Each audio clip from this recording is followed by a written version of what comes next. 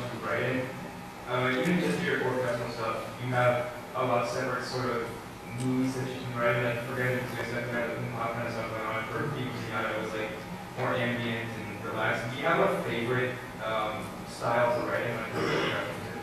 I've got to say, I think favorite pinata, I like trying that whole format. I do like that kind of, I call it 20th century English music, like 4 million Zelda. I like that a lot. So that was my attempt to sound like them. I was very fortunate that a lot of times in games you don't get to write what you want to write. You need to write what's right for the game, whether you like it or not. I've write all stuff I've written, but I really like it every once in a while. Especially if you're putting out 2 that's no fun about that because it was like but the ice and desert levels of the Pinata 2 probably are my favourite pieces of it. I can sit there and cry to the house. Yeah, I'd say, yeah, I do like that. But I've got to say, it's good fun writing music for games. It is generally speaking pretty good fun. So I do like all the styles of it. I like to be able to write different styles. I think it's very important as a game composer to be able to write different styles. Because game designers will just ask you to write in the style and expect to know. I think the thing that I do badly is like music. I'm very bad at that. If I actually doesn't do that, I'll probably be appalled at that. Well, I don't get it, I'm still old, so I just think I mean, there's been young fans, so I don't think I do that very well. I think I probably get around most of the things. I think I'm at the background and playing the soul down and orchestra and stuff. I've got reasonably good education. Well, not education, but I've been exposed to all kind of music, so I think I'd say, sorry, that's a big waffle, but it would be nice. You said. You talked about if your writing changed when you're writing on N64 versus now when you can have the full orchestral, the sound quality can be so much better and it's all about lots of different instruments. As opposed to kind of more N64 or Super Nintendo based where you have maybe a more limited range type of sound. Yeah, I've got to say, I don't think my process for writing music's changed at all. When I look at my process of making audio for games, it's changed a lot. I think we get a lot of shit out of it.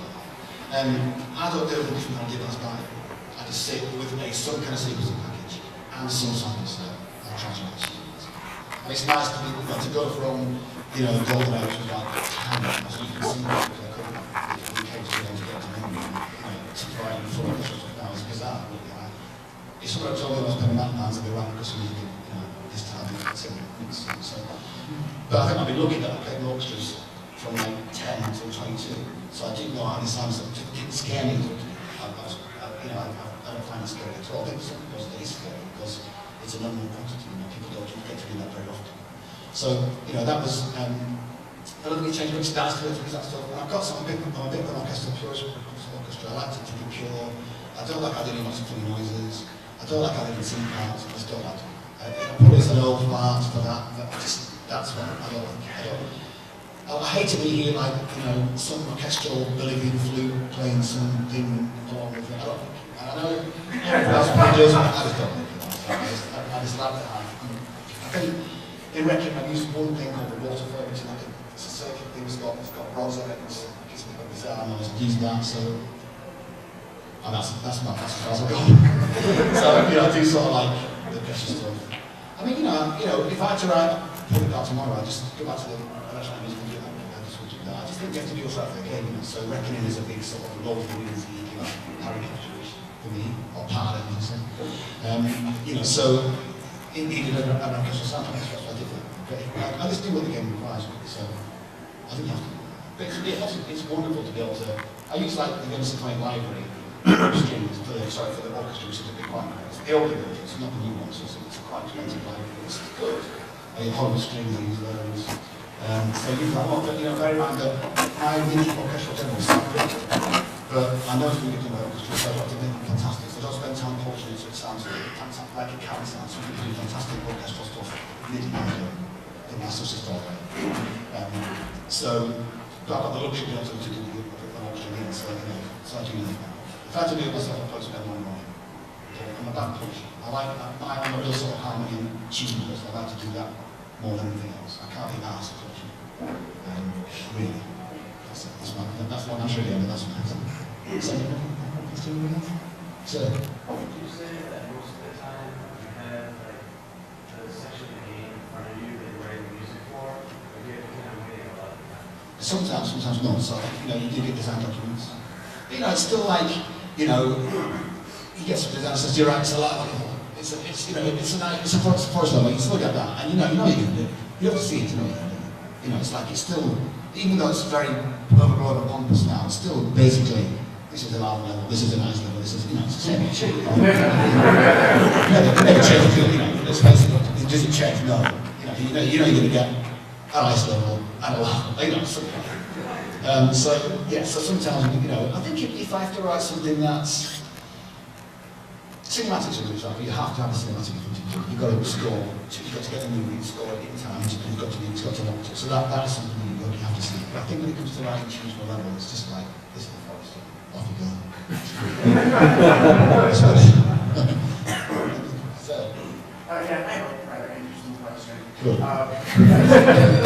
Grant was doing a band-up story for my favorite game for the 64, and having a bit of an interview myself, I noticed something very interesting. For all the world between those two games, with the exceptions of Mayhem Temple and Witchy World, all of the world themes are in the key of C major. Did you do that on purpose? It's just because I'm a very, very bad pianist.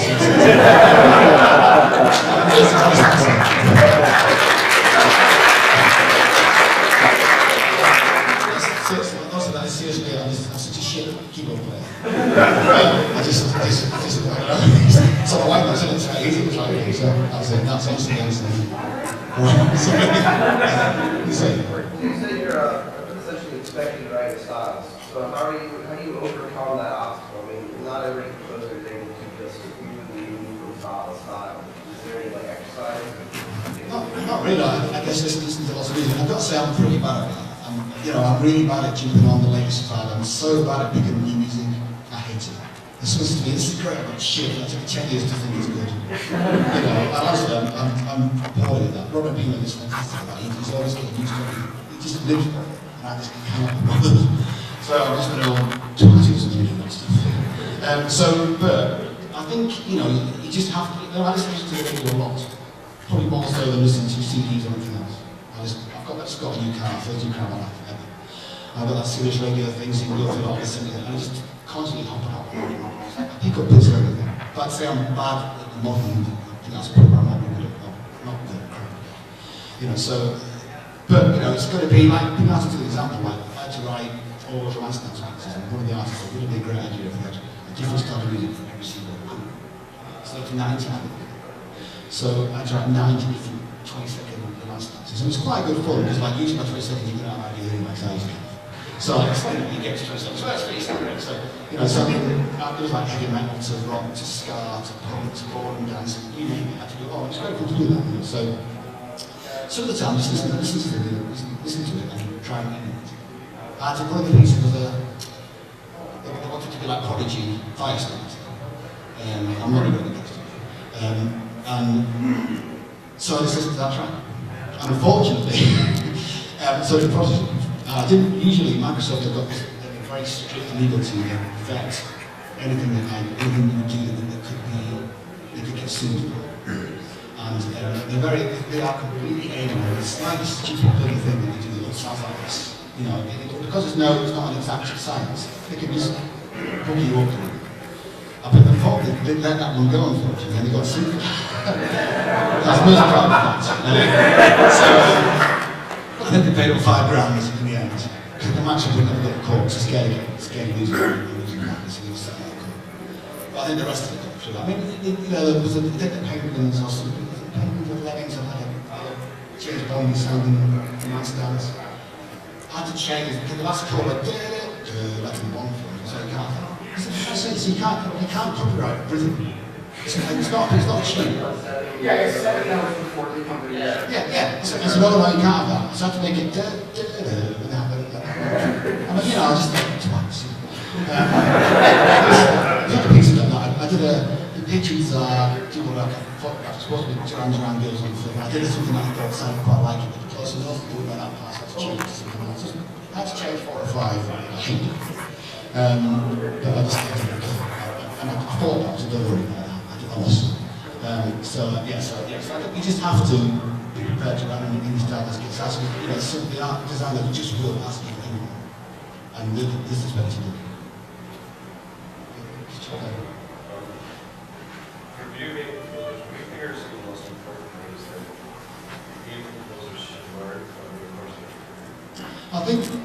to write lots of styles, listen to lots of music and practice it. Think of busy music, listen to it and write and emulate it. That's important. But also, you must always remember that no matter what kind of music you particularly like and what you aspire to, may not be right for the game. You have to write what's right for the game. And I think a lot of composers forget about that. A lot of composers, you know, I don't dance music, so they just write dance, but that's a stupid idea. It's just not going to work. You know, you have to be prepared to buckle down and just do what the design. Because at the end of the day, the lead designer is the guy who's going to be, he holds all the cards in that game. It's his property. And you do what he wants. You're employed to write music for somebody. You're paying your wages, you do what they do. And you know, I've got no qualms about bending or backwards to do that. If you're at home writing a symphony, you do what the fuck you want. It's up to you. You know, and it's at least for yourself and you get who likes it. But if you're employed by anybody for anything, you do anything to it. That's obvious to me. So that's what I recommend for composers. Write lots of music, get used to lots of styles of music, and do what's right for the game. Not what's right for you, what's right for the game. That's my two big things I say. So, I have 2 questions, is that okay? oh, I don't know. My first one is, the couple times that we've done voices in games we composed for, Lots of times. is, okay, well, is that something that like, I know the cast one where we typically just whoever's on the studio, like, is that fun for you and everybody else to just kind of screw around and do like weird little sounds? Yeah, it is, yeah. I've got to say, I can't remember, I've done lots and lots of voices, lots of all over the place. But when I get in from the art, it was some animals. And it was obvious that he couldn't use real animals, it had to be human beings making film noises for that game. And so I had to start to the team, look, you all need to do some voices for this game. And they were all a bit hesitant at first, and didn't want to do it. But once they started, we became a fight. And I used to send an email and say, right, alligator, you can be the first person back would be the person that got chosen for the alligator. I used to get mad, trying to, and so they all absolutely loved it. That's not a cast for Pokemon, but. It really works. They all fought to be certain animal and then they did it. But before that, it was using graphics team as using computer voices for all this stuff. And then the second question is, have you seen, what do you think of the versions of your songs on the internet, like with lyrics? Excellent. Yeah. I mean, honestly, anybody can do it. I mean, people who remix my stuff do it far better than I do. And it's incredibly humbling to see that. And the people that take the time to do it, I just find that an amazing thing. And it's just fantastic. There's been some amazing versions of my stuff. I just think, Christ, why can't I go? So, yeah, fantastic. So when you were at Rare and working on a game like Banjo-Kazooie, the music will switch if you go inside, like the big top or inside Clanker or whatever. And now would Rare actually kind of lay out the level for you and say, we need the music to change here, here, here, or yeah, I mean, that was kind of to me. So I've looked at what was in the level and decided what next was in there. So on the first game, Magfest, it was going at 16 with one MIDI file, so I had to kind of allocate channels to certain areas and all that kind of stuff. But by Banjo 2, Robert and I, Bill Bryan, worked out we could link 2 MIDI files together and we would sync, so I had 32 channels. So I could do more, so like a Richard would, just a lot of channels and I get different areas. So there's more channels. So yeah, so people to me to decide. The crowd knows what people listen to it. It got to the point where I was very fortunate. When I first started there, people would vet what I did a lot, but by the time they trusted me, then I got quite a free hand with me, so I could make the same on the ground and show them because it kind of, most of the time was, not like all the time. So, I just did a few things. Yeah, so that's basically, I take it on myself to look at it, so what's there, what's that, I'll try and do something with that. So, no, Mr. Piffin, what's been your favorite game to compose for? It probably has been viewed in the art, really, I would say. The record has been fantastic. I mean, it's an immense project, and it's been really good to do it, and to get to write that immense music is fantastic. So, but I've enjoyed all of it. I've got to say, I've got a little high horse, but it's been really, really good. All my career stuff, I've been so lucky to work on such great games, and I'm so fortunate that it's hard to be born. Out of all the Rare games that have come out over the past, decades or so, ones that you have not worked on, which one would you work on and why? It's a a good question, actually. I don't know about that. You know, I don't think I like the other games. Robbie was perfect for Conquer. That was right in the streets. He did a great job on that. Dave Cuddy did Perfect Dark Zero. Dave Cuddy sort of started at Rare, just as I was doing Perfect Dark, so I got him to help me out because I just had so much to do with Donkey Kong and Magic 2. He did not most of the cutscenes, some of the a couple of levels, and most of the multiplayer levels he did. And I said to him, well, because there's Perfect Dark Zero, you can do it, because I knew it was going to be a complete disaster. He did a great job on that game. I think that game's right, it's cool. So I don't know with that. I don't think I would have ranked Jeff or Jeremiah, I don't know, maybe. No, I'm really happy with what I got, I think. Happy with my lot. Yeah, I'm quite happy, so it's good. Magfest, When you run professional stuff, like for Vinyana and Reckoning, do you write your own sheet arrangements? Do you have orchestrators or arrangers who do that based on your mock-ups? right, yeah, so what I do is I do Pro Tools now. I used to just Cubase, I took Pro Tools.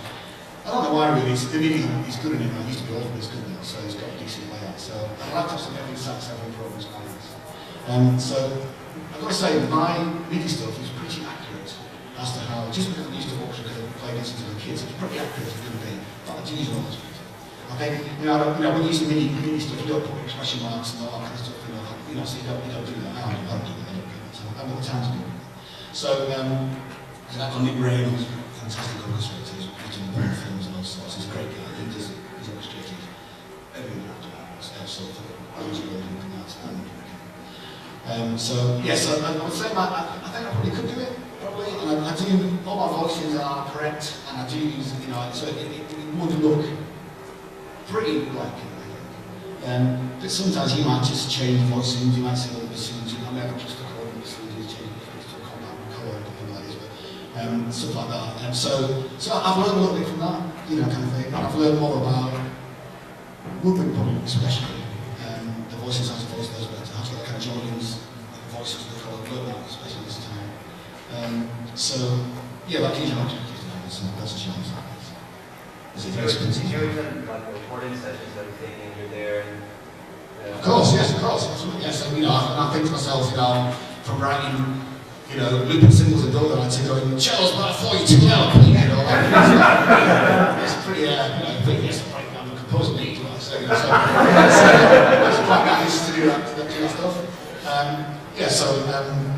I've been all over projects involved in that. I think I make a point of going, so I think that, there's always something that the orchestra will get wrong with, and you've got kind of go, get the score out, it's not there, I think, that's a bit fast, it's a bit so, I think it's being there for those moments is worthwhile. It's a lot way around. It's a lot further away than it was from the UK. It's 6 hours ahead, it's shit time zone, it's like, and you're there down in the morning going, what time is it and all that. So, I think it is important to be there, especially if you're going to keep an eye on it. Just to say things that's what you're allowed. You can do it, don't see cold sounds, it's nice things that you can monitor live across the internet, and it's very high quality. But it means that they start at 9 and yours at 8 in the morning, so I'd rather go. I think that the money it costs to go, it's not a lot. In the scheme of games budgets, a few grand for like flights and hotels, not very much. So I think it's about, even though I can't be asked, when it's miles away, I think it is well worth it. I think for those moments, it's very important to go, just a minute, stop, someone else there. Because, once it's done, you can't go back and correct it. It costs, to get the orchestra back, all that, it costs a fortune. So you've got, to be able to do the next and more. So I think, yes, I'll be there. So.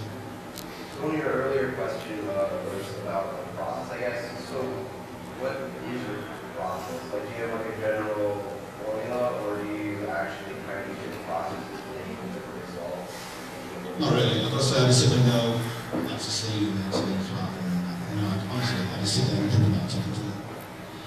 I don't think there's any magical way to do that. I suppose like anybody who writes music, someone says to you, I want to write a piece of music that's a city here, it's a bit of an orange branches, it's got big spires and all that. You're going to go, right, I'm going to use this company, you're going to think of something straight away, and that's what I do. So generally, if I'm going to write some kind of theme for something, probably fiddle with melody first, melody first. If I write some ambient, probably fiddle some chords. So like, Reckoning is quite a dark game. It's so I've got stacks and stacks of mana cores just going link to just to mana. And I knew I was going to do that for a start. There's a super fiddle into the stack honestly. And then for the thematic parts of it, I've got a main theme that I've written for the game, which you can see in there, and I'll see those. So I just really just stick to it, sounds good. I've got no magical process. You know, I've started I've always kind of sat 3 days with my window. Couldn't run notes. That's always about windows. You know, it's ridiculous because it's not that bloody hard. It's just calling that. You know, it's not that difficult, but you know, I have people tell me he's got something that I have no clue on. I don't know if that's even crazy. You know, I think every time you start project like that, you know, I think your technique's never good enough. Your melody match is never good enough. Your chords are never good enough. Because you hear something else that goes better than you know, shit, they're pretty good.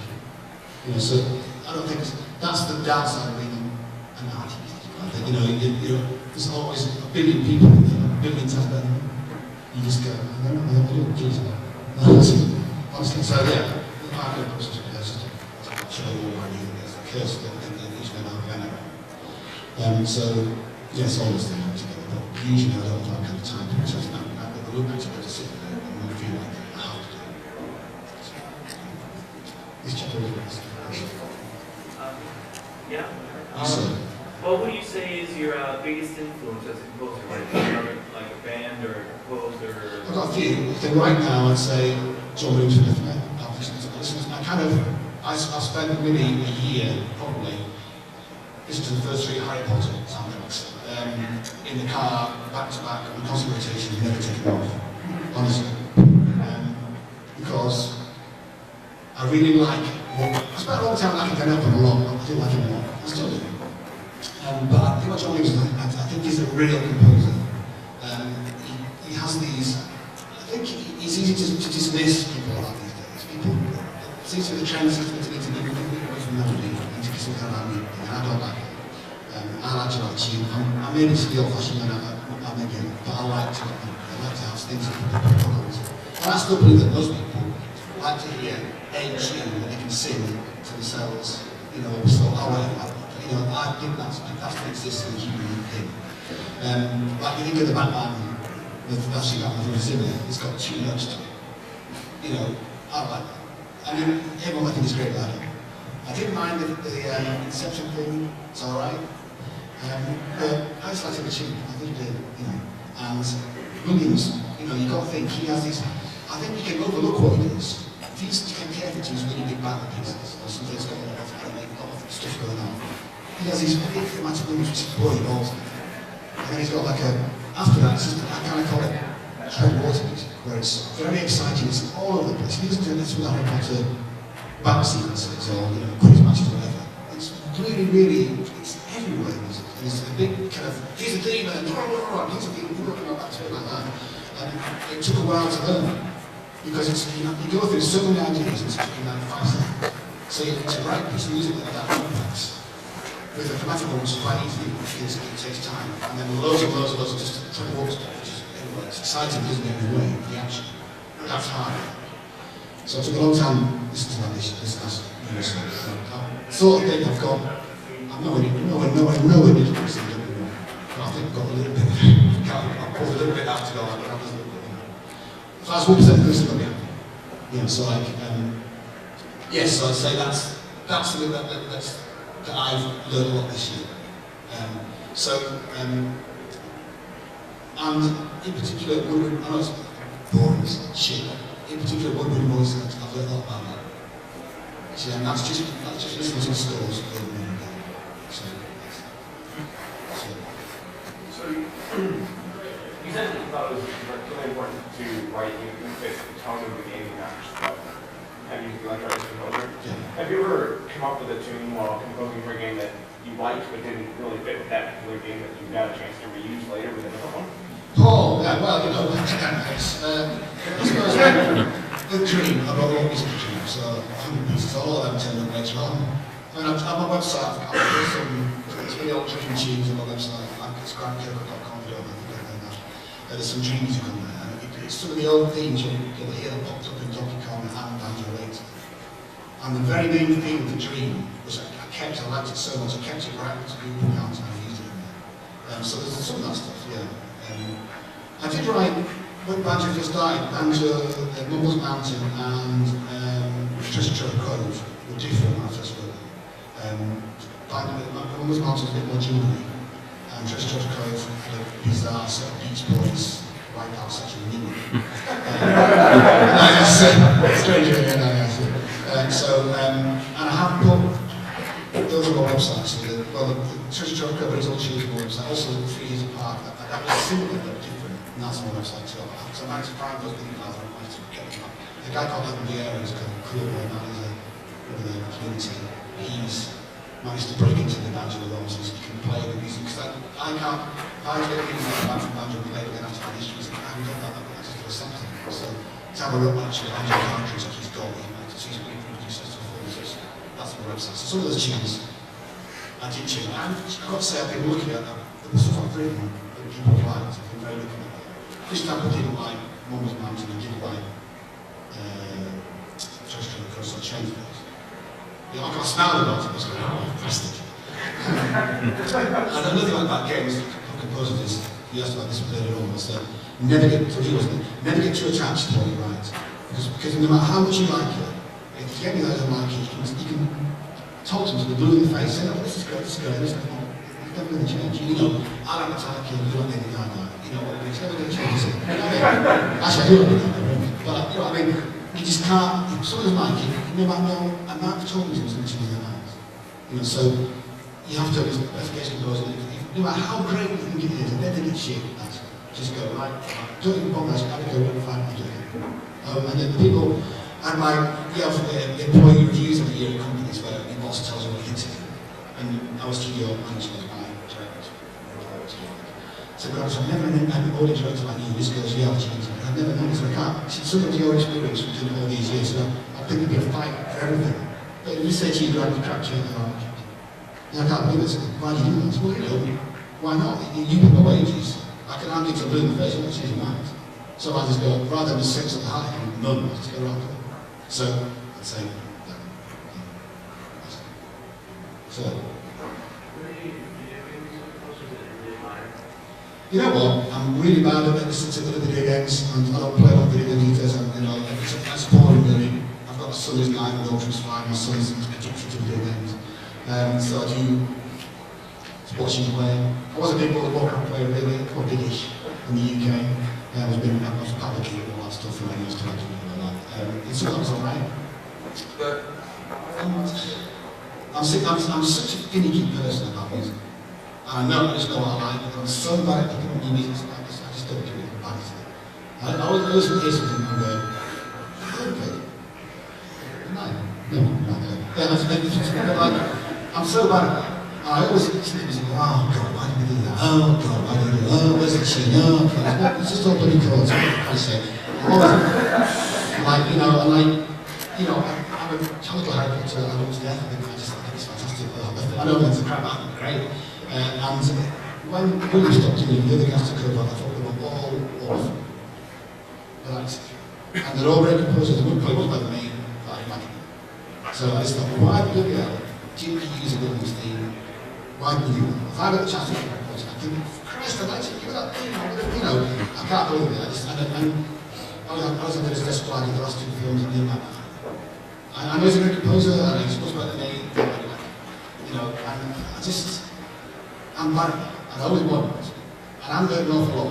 The best thing that I heard is it's good for you, was a typical Stardust. Came out with, and Irish Carey did the music, and I thought that was fantastic. I listened to that and thought, Christ, I think he's someone that can sing. We've got some pretty fantastic tunes, it's really well put together. I just thought, I thought it was fantastic. Really, that's the last great thing. I thought the teams in Smash actually, Williams used to actually. But I must say, I think Williams has been out the limelight a little bit for a few years, really, even some serious pieces like, you know, for Shivers,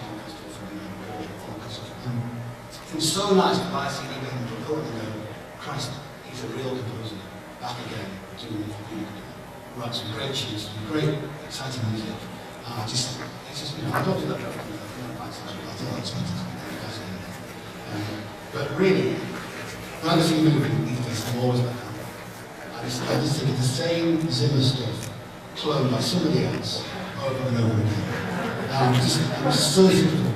I think someone was worse than good. I'm just so but, you know, I'm probably a minority because I think that's fantastic. So I just think, you know, I don't have any excuses for it. I just don't like it. I just wish that we could change, you know. William's 80 years old, isn't he? Even Wilson. And Christ almighty, who's going to do it?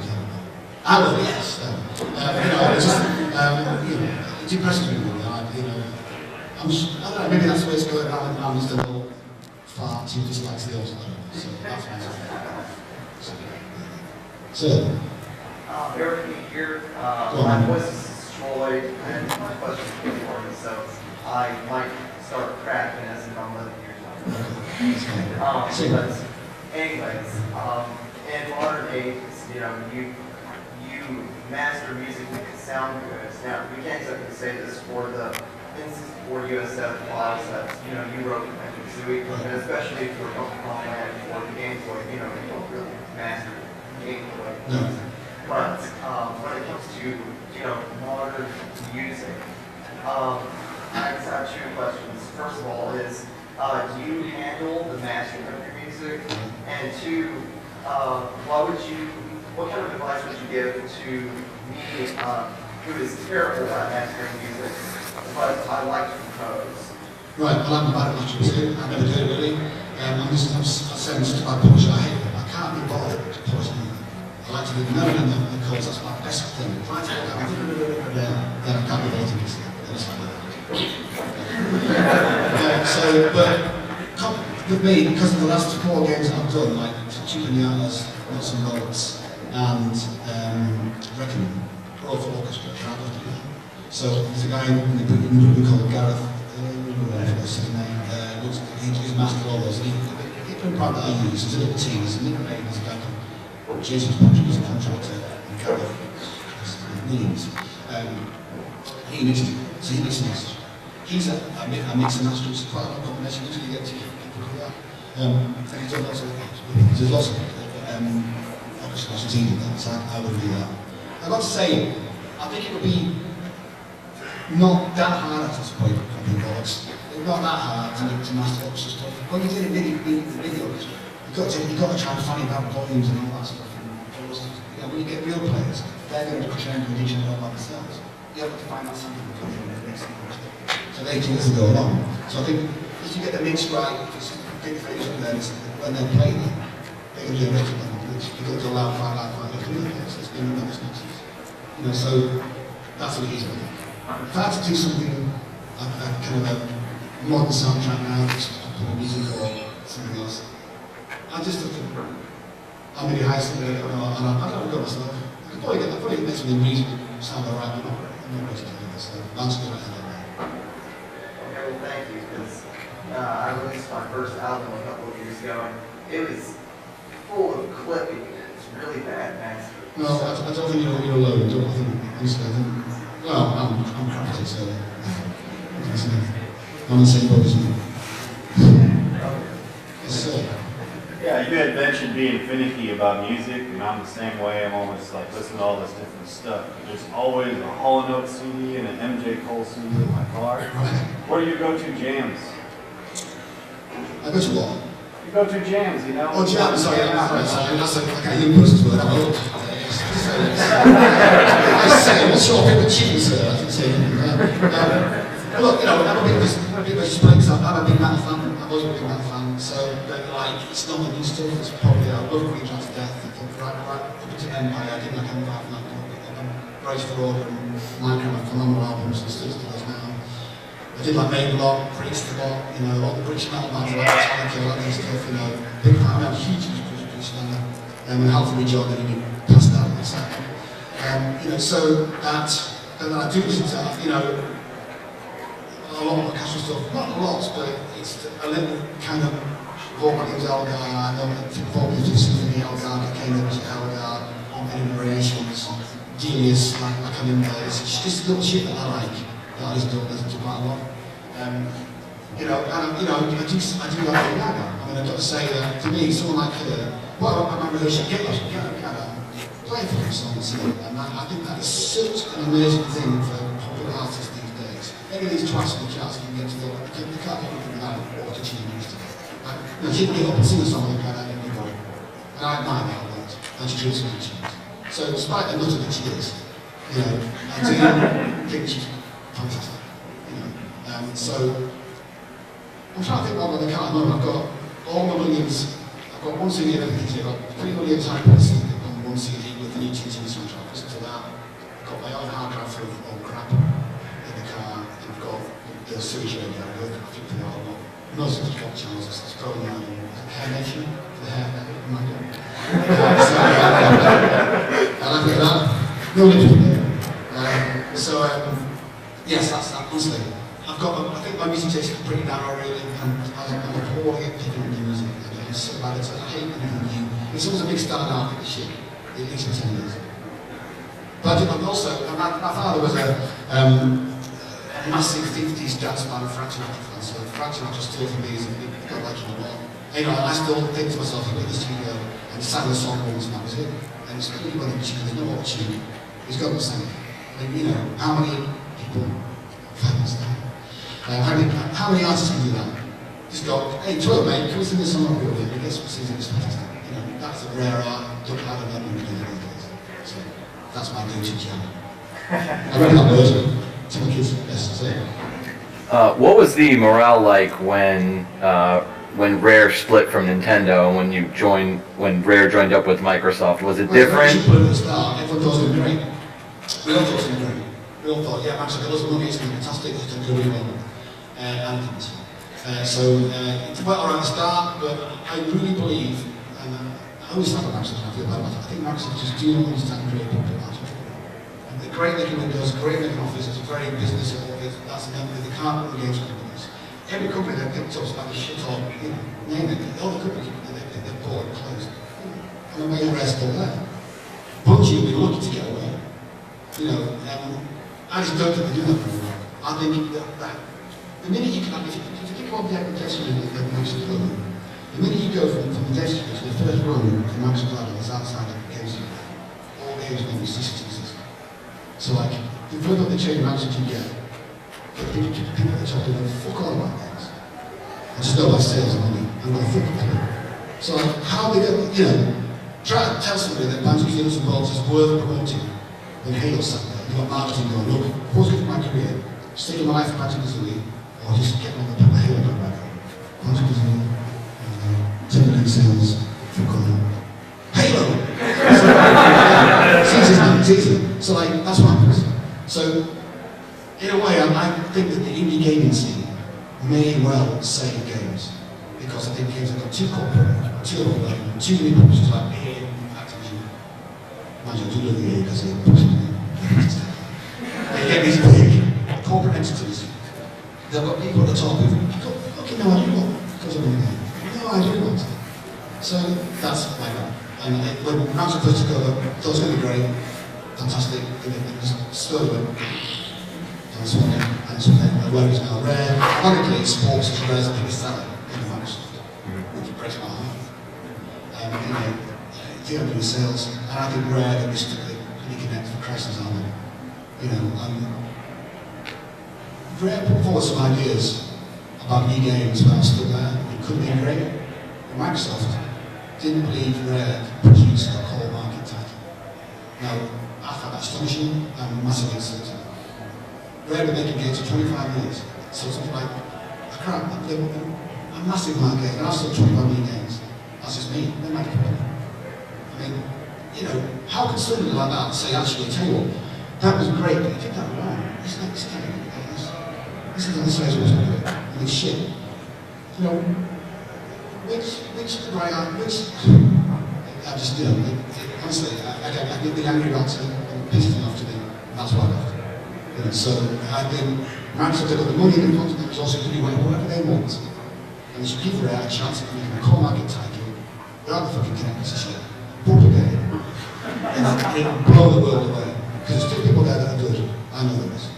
Not lots of them, but there are. And that's my problem with Rare. They should let Rare do what they do best. I'm not giving some piece of shit that they do now. That's my sort of I think that's it. Took me an hour.